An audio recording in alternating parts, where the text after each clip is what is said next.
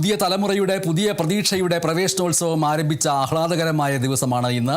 മധ്യവേനൽ അവധിക്ക് ശേഷം സംസ്ഥാനത്തെ സ്കൂളുകൾ വീണ്ടും കുട്ടികളുടെ ചിരികളാൽ സജീവമായിരിക്കുന്നു. പുതിയ അധ്യയന വർഷത്തിന് തുടക്കം കുറിച്ച് സംസ്ഥാനതല സ്കൂൾ പ്രവേശനോത്സവം തിരുവനന്തപുരത്തെ പട്ടം ഗവൺമെന്റ് ഗേൾസ് ഹയർ സെക്കൻഡറി സ്കൂളിൽ നടന്നു.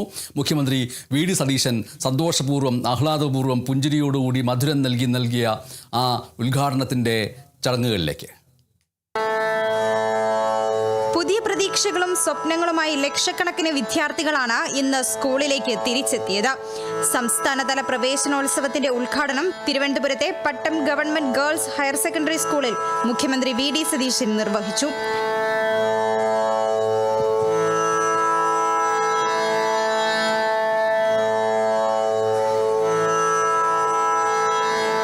വിദ്യാഭ്യാസ മന്ത്രി എൻ ഷംസുദ്ദീൻ അധ്യക്ഷത വഹിച്ചു. കേരളത്തിന്റെ വിദ്യാഭ്യാസ മുന്നേറ്റത്തിൽ അധ്യാപകരുടെയും രക്ഷിതാക്കളുടെയും പങ്ക് നിർണായകമാണെന്ന് മുഖ്യമന്ത്രി പറഞ്ഞു.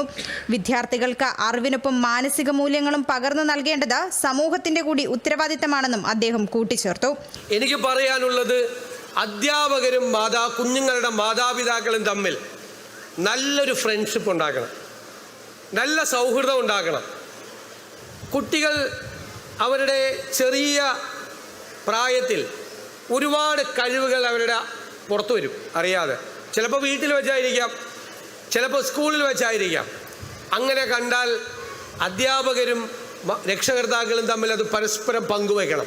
സൈബർ സുരക്ഷ, ലഹരിവിരുദ്ധ ബോധവൽക്കരണം, മാനസിക ആരോഗ്യം തുടങ്ങിയ വിഷയങ്ങൾക്ക് പുതിയ അധ്യയന വർഷത്തിൽ കൂടുതൽ പ്രാധാന്യം നൽകുമെന്ന് വിദ്യാഭ്യാസ വകുപ്പ് മന്ത്രി എൻ ഷംസുദ്ദീൻ അറിയിച്ചു. ശാസ്ത്ര സാങ്കേതിക പുരോഗതി അനുദിനം ഉണ്ടായിക്കൊണ്ടിരിക്കുമ്പോൾ അതിൻ്റെ മാറ്റങ്ങൾ ഏറ്റവും കൂടുതൽ പ്രതിഫലിക്കുന്നത് വിദ്യാഭ്യാസ മണ്ഡലത്തിലാണ്. അപ്പോൾ അതിനനുസരിച്ച് നമ്മുടെ വിദ്യാഭ്യാസ രംഗം നമ്മൾ സജ്ജീകരിക്കേണ്ടതുണ്ട്. ഔട്ട്ഡേറ്റഡായ കാര്യങ്ങളല്ല നമ്മുടെ കുട്ടികളെ പഠിപ്പിക്കേണ്ടത്. നിലവിലുള്ള ഏറ്റവും മോഡേൺ ആയിട്ടുള്ള, ഏറ്റവും ആധുനികമായിട്ടുള്ള, ഏറ്റവും അപ്ഡേറ്റഡ് ആയിട്ടുള്ള സംഗതികളാണ് നമ്മുടെ മക്കളെ നമ്മൾ പഠിപ്പിക്കേണ്ടത്. സംസ്ഥാനത്ത് ഇന്ന് ഏറ്റവും വലിയ വെല്ലുവിളി മയക്കുമരുന്നിനെതിരെയുള്ള പോരാട്ടമാണെന്നും ലഹരിയുടെ സ്വാധീനം സമൂഹത്തിന്റെ വിവിധ മേഖലകളിൽ പ്രകടമാണെന്നും ആരോഗ്യ ദേവസ്വം മന്ത്രി കെ മുരളീധരൻ പറഞ്ഞു. വിദ്യാലയങ്ങളെയും ലഹരിമരുന്ന് ഭീഷണി ബാധിക്കുന്ന സാഹചര്യത്തിൽ ഇതിനെതിരെ ശക്തമായ നടപടിയാണ് സംസ്ഥാന സർക്കാർ സ്വീകരിക്കുന്നതെന്നും അദ്ദേഹം വ്യക്തമാക്കി. കുട്ടികളുടെ ഒരു ദിവസത്തെ ക്ലാസ് കഴിഞ്ഞ് നിങ്ങൾ വൈകുന്നേരം കണ്ടുമുട്ടുമ്പോൾ മക്കളോട് നിങ്ങൾ ചോദിക്കേണ്ടത് അന്ന് വിദ്യാലയങ്ങളിൽ എന്തെല്ലാം വിശേഷങ്ങളുണ്ടായിരുന്നു.